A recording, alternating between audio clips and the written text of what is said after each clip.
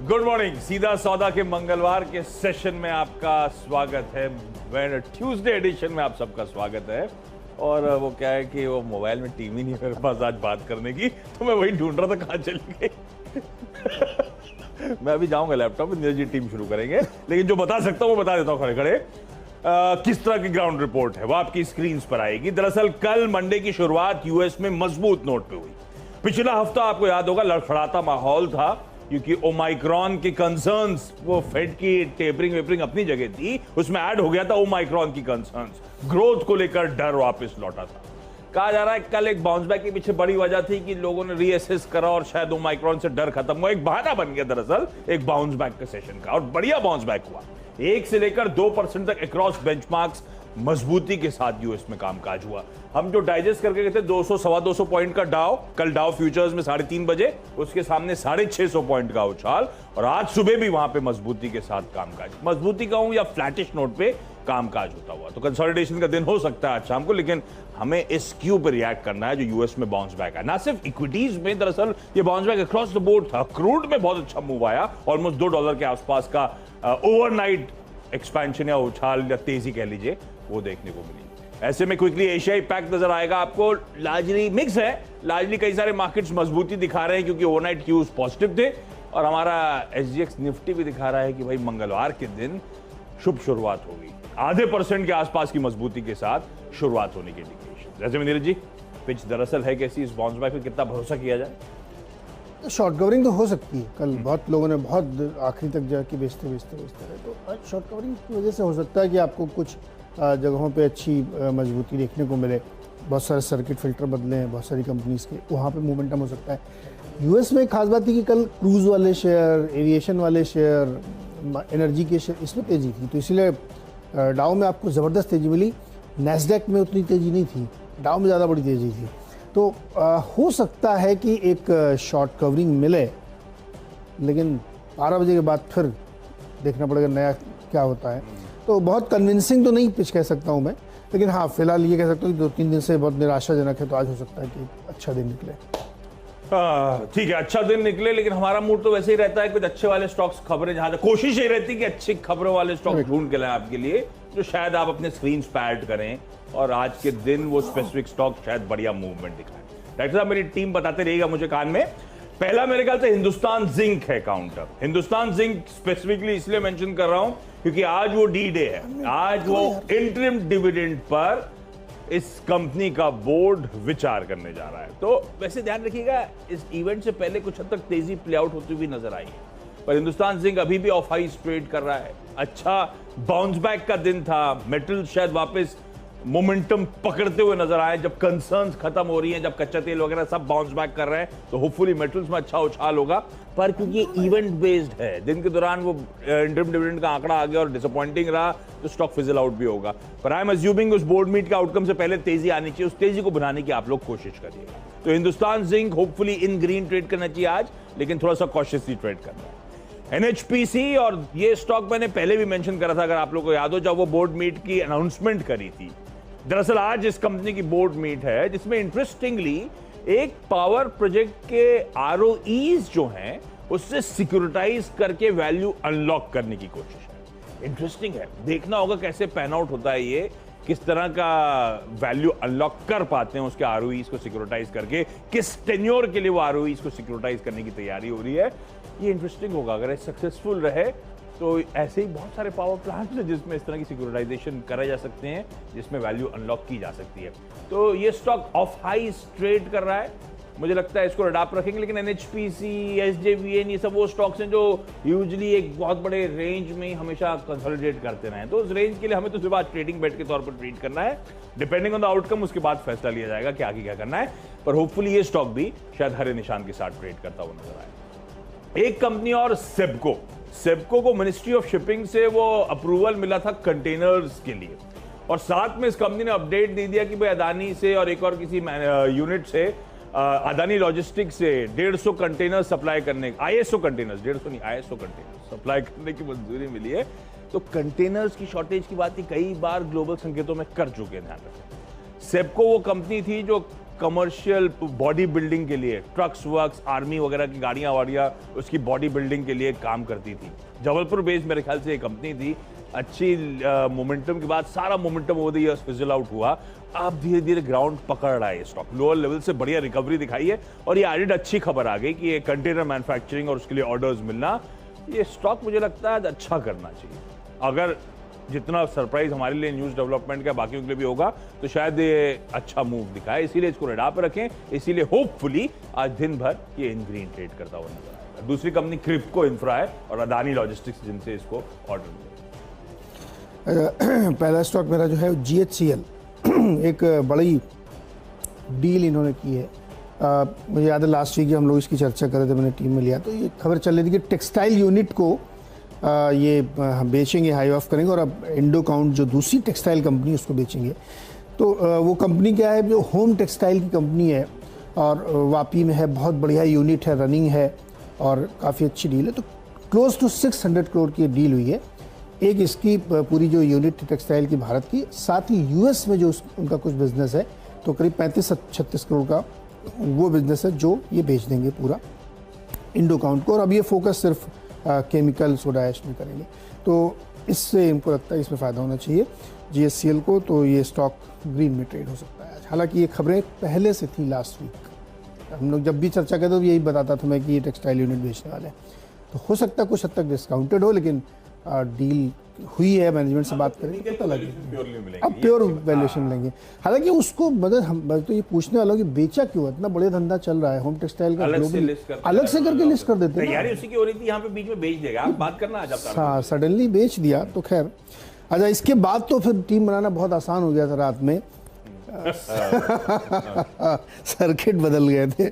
AGC network 5 से 20% का circuit इसमें हो गया। तो मुझे लगा कि कंपनी बढ़िया है और मूड माहौल भी सही चल रहा मार्केट का इस समय, तो यहाँ पे ध्यान रखना चाहिए। फेयर केम बहुत छोटी सी केमिकल कंपनी है, 2-2.5 हज़ार करोड़ का मार्केट कैप इसका होगा इस समय या थोड़ा आसपास होगा। बहुत ही बढ़िया पोजीशन है ये, और ये इसका सर्किट 5% का था, अब ये 20 का हो गया है। मुझे लगता है ये स्टॉक पे ध्यान रखना चाहिए। ये 20-2200 से 2400 की रेंज में ट्रेड करता था और अब ये करेक्ट होके 1700 के आसपास ट्रेड करा है। मुझे लगता है ये बढ़िया ट्रेड यहाँ पे बन सकता है, मोमेंटम अच्छा आ सकता है बिकॉज ऑफ सर्किट। तो अब चूंकि मार्केट आज बहुत ही डाइसी है, पता नहीं किधर घूमेगा, तो बहुत ध्यान से आपको ट्रेड करा। तो ये 3 शेयर शुरुआत के लिए। रेन इंडस्ट्रीज, अब रेन इंडस्ट्रीज में एक जाना माना फंड है पबराई, है ना, उसने एडिशनल स्टेक्स फिर से एक्वायर करे हैं इस कंपनी के, स्टॉक्स उठाए। मेरे ख्याल से 69 लाख शेयर्स खरीदे। तो ओपन मार्केट से अच्छा एक्यूमुलेशन हुआ है स्टॉक में। मेरे ख्याल से होल्डिंग्स भी जो है अच्छी खासी इंक्रीज हुई है, 5%, 6% की होल्डिंग बढ़कर 8% के आसपास। तो ऑलमोस्ट ये जो स्टेक है आपकी चीज पे ऑलमोस्ट 2% के आसपास की आई पबराई इन्वेस्टमेंट फंड ने, और इसकी बाकी आर्म्स ने बढ़ाई है। तो रेन इंडस्ट्रीज की अच्छी खबर, फिर से भरोसा बढ़ता हुआ। ये स्टॉक शायद 270-280 वाला था जो करेक्ट होकर कामकाज कर रहा था, तो इसको रेडा पे रखेंगे, इन ग्रीन शायद ट्रेड करें।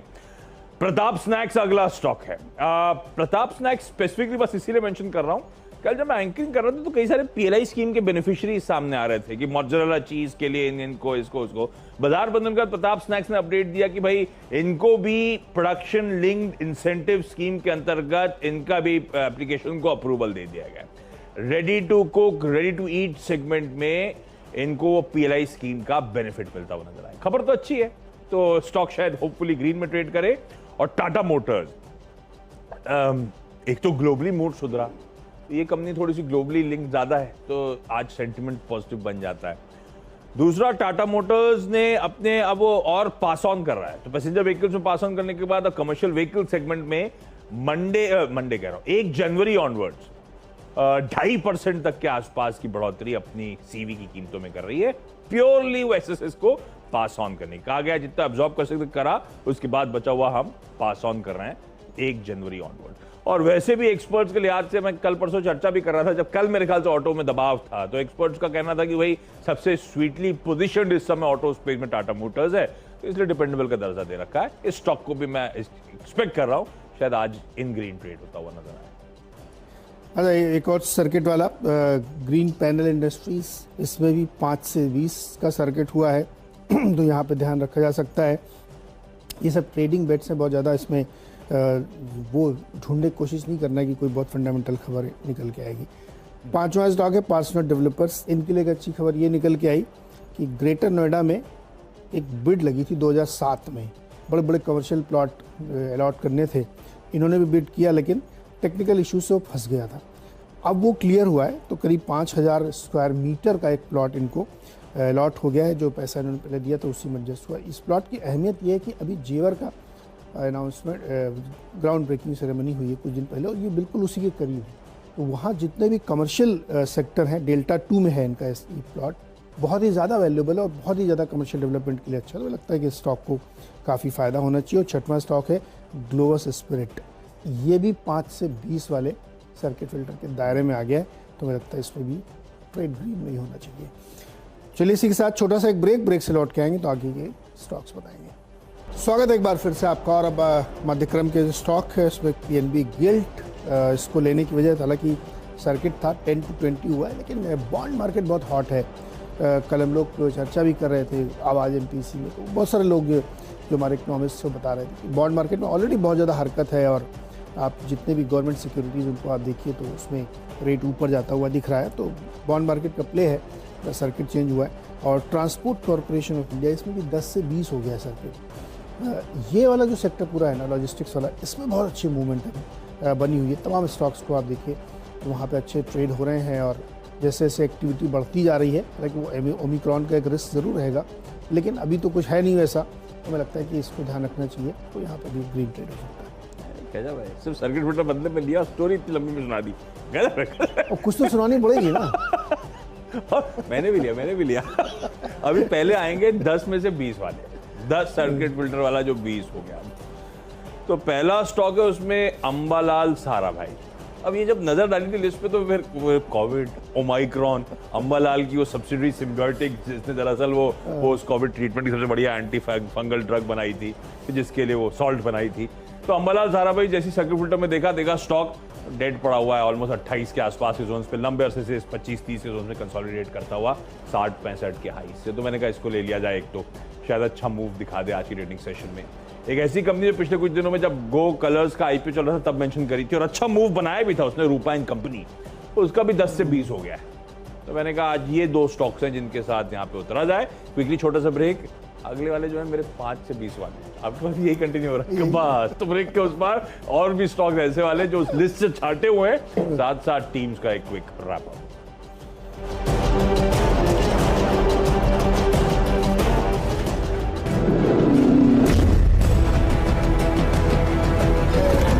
स्वागत है एक बार फिर से। और अब आखिरी के 2 स्टॉक्स में इंटरग्लोब एविएशन, इसमें प्रोमोटर्स की तरफ से वन ऑफ द प्रोमोटर ने ईजीएम की डिमांड की है जो, और इसकी वजह से ईजीएम बुलाई जा रही है 30 दिसंबर को, जिसमें article of association, share transfer, तो आपको याद होगा भाटिया साहब गंगवार साहब के बीच में भयंकर झगड़ा चल रहा था, वो अभी तक सुलझा नहीं है। तो इस देखते क्या निकलता है, लेकिन हैंगओवर बना रहेगा। मुझे लगता है कि रेड में ट्रेड होना चाहिए। वैसे भी एविएशन के लिए बहुत अच्छा माहौल नहीं है इस समय। IIFL सिक्योरिटीज़, इन्होंने क्या किया, एक छोटी सी कंपनी है राजन चंद्रकांत सिक्योरिटीज़ प्राइवेट लिमिटेड का एक्विजिशन कर लिया है। तो जो जितनी भी इस तरह की कंपनी होती है उसमें नंबर ऑफ क्लाइंट्स बढ़े, अगर आपके मान लीजिए जितने भी हों, मुझे एग्जैक्ट आइडिया नहीं कितने क्लाइंट उनके पास होंगे, तो वो इनके लिए एड हो। तो मुझे लगता है कि IIFL सिक्योरिटीज़ के लिए एक अच्छी डील है। अच्छा, 2 और स्टॉक्स जो होपफुली इन ग्रीन ट्रेड करने चाहिए आज के ट्रेडिंग सेशन में, और ये वो इससे पहले जो दोनों स्टॉक्स लिए थे वो 10 से 20% का circuit filter revision sentiment positive थे। ये दोनों 5 से 20 वाले हैं जिनको अब मेंशन करने जा रहा हूं। पहला उसमें है टाटा स्टील लॉन्ग प्रोडक्ट्स। तो शुरुआत करी थी हिंदुस्तान जिंक से, कहते हुए कि मेटल शायद वैसे भी आज हल्के से स्वीट स्पॉट में होंगे क्योंकि आज एक ग्लोबली बाउंस बैक का दिन है, चाहे इक्विटीज हो, कमोडिटीज हो, अक्रॉस द बोर्ड थोड़ा सा एक बाउंस बैक है, तो वो स्वीट स्पॉट में। और ये circuit filter revision added sentiment की कप, इसलिए मैं मानता हूं शायद होपफुली इन ग्रीन ट्रेड करता हुआ नजर आए। और फाइनली उस लिस्ट में से एक और कंगाला था न्यूलैंड लेबोरेटरीज। तो उसमें अंबालाल साराभाई भी मैंने कोशिश करी थी कि थोड़ा सा फार्मास्यूटिकल टाइप बैठ लूं। न्यूलैंड लैब्स भी आपकी स्क्रीन पर प्योरली इसीलिए कि ऑफ हाइस ट्रेड कर रहा है और इसका सर्किट फिल्टर रिवाइज हुआ है। ये भी वो 5% से बढ़ाकर, नॉट नेसेसरली 5 बढ़ा तो तेजी आ जाएगी आज उस तरह की, लेकिन शायद आज बाजार का मूड भी अच्छा है, हर निशान में सारे स्टॉक्स ट्रेड होते हुए शायद नजर आए। चलिए मंगलवार का दिन मेरी 10 की टीम आप लोगों की स्क्रीन पर आएगी और 10 के 10 वो स्टॉक्स हैं जो मैं होप कर रहा हूं जब आप लोग स्क्रीन पे ऐड करेंगे, मार्केट्स खुलेंगे तो हरे निशान के साथ ये स्टॉक शायद ट्रेड होते हुए नजर आए। हिंदुस्तान जिंक प्योरली इसीलिए क्योंकि आज एक बोर्ड मीट है इंटरिम डिविडेंड पर ध्यान रखिए, और डिविडेंड के अनाउंसमेंट से पहले मैं एक्सपेक्ट कर रहा हूं तेजी, उसके बाद तो सारा दारोमदार है डिविडेंड के क्वांटम पे, तो थोड़ा कॉशियसली ट्रेड करेंगे। एनएचपीसी की बोर्ड मीट है, इनके पावर प्रोजेक्ट्स के जो आरओईज हैं उन्हें सिक्योरिटाइज करने की, मोनेटाइज करने की कोशिश, तो इंटरेस्टिंग है और देखना होगा कितने टेन्योर के लिए करते हैं, कितना पैसा बना पाते हैं उससे, और फिर अगर वाकई सक्सेसफुल रहा ये तो होपफुली बाकी पावर प्लांट पे भी इस तरह से आरओईज को सिक्योरिटाइज किया जाए, अच्छी चीज हो सकती है, मोनेटाइज किया जाए। सेबको मिनिस्ट्री ऑफ शिपिंग से वो कंटेनर्स बनाने की मंजूरी और साथ साथ अपडेट आता है कि अदानी लॉजिस्टिक्स क्रिप्को के साथ ऑर्डर्स मिलने की खबरें। तो ये कंपनी अब तक गाड़ियों की बॉडी बिल्डिंग का काम करती थी, अब ये स्मार्टली कंटेनर्स की तरफ मूव करती हुई जहां पे ग्लोबल शॉर्टेजेस है। रेन इंडस्ट्रीज पबराई फंड ने ऑलमोस्ट 2% स्टेक, मैं कहता 68-69 लाख शेयर्स खरीदे, इसका अपडेट आया है तो वो 6% की होल्डिंग बढ़कर वापस 8% के आसपास पहुंच गई। प्रताप स्नैक्स वो पीएलआई बेनिफिशियरीज का अपडेट शाम को आया इनकी तरफ से कि इनको भाई ready to cook, ready to eat segment में पीएलआई की एप्लीकेशन इनकी मंजूर कर ली गई, अच्छी खबर। टाटा मोटर्स कह रहे हैं कि ये 1 जनवरी से सीवीज यानी कि कमर्शियल व्हीकल्स के दाम 2.5% बढ़ाएंगे, वो एक्सेसेस को पास ऑन करने की कोशिश। और ऑटोज में शायद अगर आज कल के प्रेशर के बाद थोड़ा बाउंस बैक आता है तो शायद स्वीट स्पॉट में सबसे ज्यादा टाटा मोटर्स नजर आता है। उसके बाद आज सेंटिमेंट के लिहाज से इंटरेस्टिंग दिन है, एक तो बाउंस बैक का दिन और ऊपर से कल एक लंबी चौड़ी लिस्ट आ गई सर्किट फिल्टर रिविजन्स की। तो अंबालाल, साराभाई और रूपा इन कंपनी है वो 2 कंपनी जहां पे सर्किट फिल्टर्स 10% से बढ़ाकर 20% कर दिए गए। उसके बाद के 2 स्टॉक्स जो टाटा स्टील लॉन्ग प्रोडक्ट्स और न्यूलैंड लेबोरेटरीज, सर्किट फिल्टर्स 5% से बढ़ाकर 20% कर दिए गए। तो होपफुली इस डेवलपमेंट के चलते सेंटिमेंट सुधरे और आज शायद एटलीस्ट इन ग्रीन ट्रेड करते हुए नजर आए। बिल्कुल, बहुत सारे सर्किट वाले स्टॉक्स मेरी टीम में भी आपको देखने को, लेकिन कुछ खबरों वाले शेयर में जैसे जीएचसीएल है, उसने अपना टेक्सटाइल यूनिट इंडोकाउंट को बेच दिया है और करीब करीब 600 करोड़ के आसपास की डील है। एजीसी नेटवर्क, फेयर केम, ग्रीन पैनल, इन सब में 5 से 20% का सर्किट चेंज हुआ है। पार्सनाथ को ग्रेटर नोएडा डेल्टा 2 सेक्टर में 5000 स्क्वायर मीटर का एक कमर्शियल प्लॉट मिला जो बिल्कुल जेवर एयरपोर्ट के करीब है। ग्लोबल स्पिरिट और पीएनबी गिल्ट में भी 5 से 20 का सर्किट यहाँ पे हुआ है। ट्रांसपोर्ट कॉर्पोरेशन में 10 से 20 का हो गया है। इंटरग्लोब एविएशन के लिए एक एजीएम कॉल की गई है 30 दिसंबर को, देखना है उसमें क्या निकलता है, इसलिए हैंगओवर एक रहेगा। और आईएफएल सिक्योरिटीज़ ने एक छोटी सी ब्रोकिंग कंपनी को एक्वायर किया है, तो मैं लगता है उसकी वजह से उनको फायदा होगा।